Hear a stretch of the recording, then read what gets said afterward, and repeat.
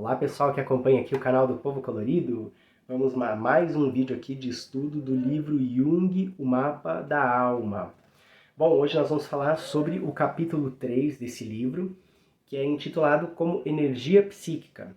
Primeiramente, temos que lembrar aqui que na abordagem junguiana, energia psíquica não tem nada a ver com lei da atração, força do pensamento. É sim a energia que desencadeia todos os processos na nossa vida. Ativa todos os pontos da nossa psique. É uma energia a qual Freud chamava de libido, a energia erótica. Mas Jung não concordava, ele acreditava que essa característica libidinosa ela era apenas uma das manifestações da energia psíquica. Então, o que é esse negócio de energia psíquica? Bom, no vídeo anterior a gente falou sobre os complexos, né? Falamos também sobre a nossa consciência, o nosso ego, que o nosso ego também é um complexo. Então, tudo que existe dentro da nossa psique, no nosso inconsciente pessoal, está estruturado nessas caixinhas, como formas que nós vamos preenchendo com memórias, com afetos, com lembranças, com imagens, com conceitos, e aí elas vão se estruturando, né? Então nós temos lá o complexo do pai, o complexo paterno, o complexo da mãe, cada um cumpre uma função. E nós temos na nossa consciência um complexo principal, que é o centro da nossa consciência, que é o ego. Então, essa percepção de que a gente existe, o ego é um complexo, não é? E ele é carregado de energia psíquica. Então, Jung ele fala pra gente que a nossa psique ela é como uma circunferência relativamente fechada. Né? Ela é relativamente fechada porque ela tem espaços, ela tem canais de acesso ao inconsciente coletivo da humanidade, que é o que nós vamos falar no próximo vídeo. Nós vamos falar do inconsciente coletivo, dos arquétipos. Mas dentro do âmbito do nosso inconsciente pessoal, ela é relativamente fechada. Então as coisas que a gente aprende vão se estruturando nessas caixinhas, nesses complexos em torno ali da nossa consciência, mas a própria consciência também tem um complexo que dá pra gente a informação de que eu existo, que você existe, isso que a gente chama de ego. E dentro da nossa psique existe uma quantidade de energia que nunca acaba. Ela vai sempre circulando de um ponto para outro. E a cada vez que ela se desloca de um local da nossa psique para outro, a gente percebe através de sintomas psíquicos e também físicos, sintomas emocionais, sintomas irracionais. Às vezes a gente perde o controle da situação. Então, vamos imaginar o seguinte, se eu tenho um complexo que é o principal ali na minha consciência, que é o meu ego ele consome, ele elabora, ele trabalha com muita energia psíquica para que ele esteja no controle da minha consciência, para que eu não me perca nas minhas fantasias, para que eu não seja tomado pelos meus impulsos, pelos meus instintos. Mas, às vezes, essa energia ela se desloca e acaba preenchendo outros complexos com mais energia. E esses outros complexos, eles acabam nos tomando. Como assim? Vamos pensar aqui. Se eu tenho uma memória de inferioridade, por exemplo, então eu tenho uma caixinha lá de um trauma que eu passei. Um trauma ele pode criar um complexo em torno de algo. Então, por exemplo, no campo afetivo, se eu for uma pessoa que tive traumas emocionais em relacionamentos, eu vou criar uma caixinha, um complexo, que fala do relacionamento, que fala da minha vida amorosa. E lá eu vou colocar que eu fui traído, que alguém, por exemplo, tá? Que alguém me humilhou, que eu fui ridicularizado, que me enganaram, ou que eu sofri muito em um relacionamento, que a pessoa que eu me relacionei, ela mentia, ou era uma pessoa narcisista que fazia eu acreditar que eu não tinha valor, que eu sempre estava errado. Então é essa caixinha, né, esse conteúdo que está no nosso inconsciente, ali, dançando em volta da nossa consciência, ele está guardando todas essas memórias. Num determinado momento em que algo do lado de fora tem uma relação de similaridade com um desses complexos, esse complexo pode ser ativado. Como? Então vamos imaginar que eu estou solteiro, né? Ou que você esteja solteira, solteiro.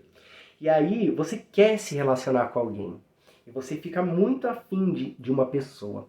E de repente essa pessoa começa a corresponder.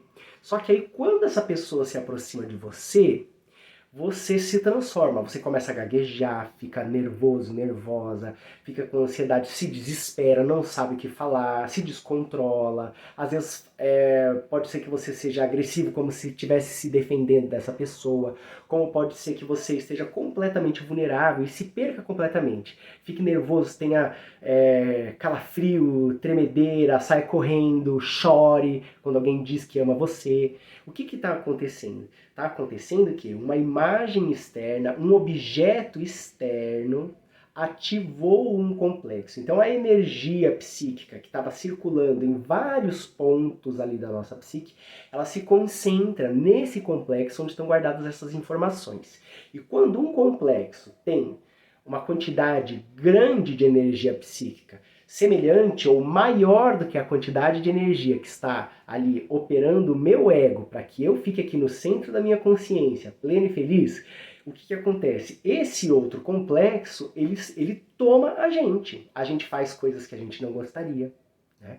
A gente age de uma maneira que a gente não consegue controlar, ou isso pode acontecer com inúmeros tipos de complexo. Então, um complexo paterno de um pai que sempre foi muito autoritário, que falava que você não tinha responsabilidade, que você tinha que fazer isso ou aquilo, que cobrava, exigia muito de você, disciplina, verdade, que você fosse correto, honesto, que fizesse tudo certo. Quando você está numa situação, às vezes seu pai já até morreu, mas o complexo paterno ele está lá dentro. E determinadas situações, quando você tem que fazer correr um risco, por exemplo, fazer um investimento, comprar algo que você vai ter que mexer na sua poupança, ou que você vai ter que assumir um compromisso de ter que pagar algo parcelado, automaticamente esse complexo paterno, que tem essa informação desse pai que pegava muito no seu pé, ele vai ser carregado de energia psíquica e é como se a voz do seu pai estivesse dizendo para você tudo que seu pai sempre te disse, né? E às vezes a gente ouve a voz do nosso pai, ou às vezes a gente é tomado por esse complexo e decide que não vai arriscar nada, isso é muito perigoso, onde já se viu, mesmo que você saiba que você tenha condições de pagar, mesmo que você saiba que você tenha uma estabilidade, mas o medo, que você começa a sentir um medo que você não sabe de onde vem. É porque a gente foi tomado, por exemplo, pelo complexo paterno. Então, dentro da nossa psique, tanto na nossa consciência quanto no nosso inconsciente, está circulando uma quantidade de energia psíquica. Tá? Essa energia ela pode estar em progressão, né? A gente pode estar focado nos nossos projetos, nos nossos planos, e aí o nosso ego ele tá a mil, ele tá ali focado, empenhado em fazer as coisas acontecerem, em progredir, em interagir com o objeto externo, objeto com qualquer coisa que a gente se relaciona, né? Como a gente pode ter uma regressão da energia psíquica. O que é regredir a energia psíquica? Quando a energia psíquica ela se volta para os conteúdos que estão no nosso inconsciente. E aí vai carregar os nossos complexos e a gente vai ser invadido por várias emoções. Exemplo, quando a gente está muito entusiasmado por fazer alguma coisa que a gente quer e vai, a gente está bem consciente, a gente está engajado, tem força, energia, nossa energia ela pode estar, ela pode estar sendo projetada em algum objeto, né? Ela está em progressão. E às vezes a gente sofre alguma coisa, uma desilusão, ou um processo de luto, a morte de alguém, uma depressão, que faz com que essa carga de energia psíquica regrida e vá ativar os complexos que a gente precisa olhar. Tá? Às vezes a nossa energia psíquica ela regride mesmo que a gente não queira, ou mesmo que não tenha acontecido algo, mas por tamanha dificuldade da gente olhar para as coisas que estão no nosso inconsciente, a nossa própria psique, né, o nosso self, que nós vamos falar isso depois, ele pode, ele mesmo, decidir que ele vai regredir nossa energia psíquica e a gente pode ter, por exemplo, uma depressão. Depressão é só um nome, né, que deram para generalizar processos que são individuais, que cada pessoa vai ter do seu jeito. Mas é algo que a gente tem que se perguntar para quê? Para que isso está acontecendo? Né? Não só por quê, mas para quê? O que eu tenho que fazer com isso? Já que eu estou sentindo, eu estou sendo tão invadido por isso? Será que eu não tenho que olhar para isso? Então, existem mecanismos de regressão da energia psíquica que ativam um monte de complexo, e isso é uma boa oportunidade para que a gente veja o que não está certo, o que não serve mais, o que a gente precisa integrar, tirar um pouquinho da inconsciência e ir trazendo para o nosso consciente, né? Então, essas são as funções que a nossa energia psíquica pode ter, né? A progressão ou a regressão. Um exemplo, uma pessoa que tem muito medo de olhar para as próprias questões é uma pessoa que tem medo de regredir a energia psíquica porque vai ativar os complexos dela. Então vocês já viram pessoas que trabalham como loucas? Ou que cuidam da vida de várias pessoas, se intrometem no problema de todo mundo para não cuidar dos seus próprios problemas? Ou sempre está assistindo alguma coisa, ouvindo uma música, ou lendo alguma coisa, ou trabalhando, fazendo qualquer coisa para que ela não tenha que pensar na própria vida? Então, o que essa pessoa está fazendo, ela está forçando essa progressão da energia psíquica. Mas o equilíbrio é que a gente tenha o hábito de olhar para dentro, regredir e olhar voluntariamente para que a gente não seja tomado e também voltar a progredir nossa energia psíquica, né? Então esse equilíbrio do nosso mundo interno com o nosso mundo externo. Então, quando você tiver muito medo de meditar, quando você tiver medo de perder o controle, quando você não conseguir parar de consumir nenhum conteúdo, ficar quietinho no seu canto, é possível e é provável que você esteja lutando, né, para manter a tua energia psíquica em progressão. Só que isso assim, a hora que o seu self, né, que é a nossa parte maior, o si mesmo, a parte que está controlando essa experiência aqui na Terra, decidir que é a hora de você ver o que você tem que ver, de mexer o que tem que mexer, você pode ter certeza que ele vai dar um jeito de fazer, sobretudo se a gente não fizer voluntariamente. Como é que a gente faz voluntariamente? Fazendo terapia, fazendo processos de autoconhecimento, fazendo meditações, mas não aquelas meditações de afastar todos os pensamentos negativos porque eu sou só luz. Não, nós não somos só luz. Nós somos dores, nós somos também traumas, nós somos coisas que nós não gostamos, não nos orgulhamos de ser. Mas todas essas partes precisam ser vistas, precisam ser acolhidas com amorosidade. E assim a gente vai integrando o conteúdo do nosso inconsciente sem que a gente precise ser tomado. Às vezes a gente é tomado por um complexo, mas ele não tem tanta energia psíquica.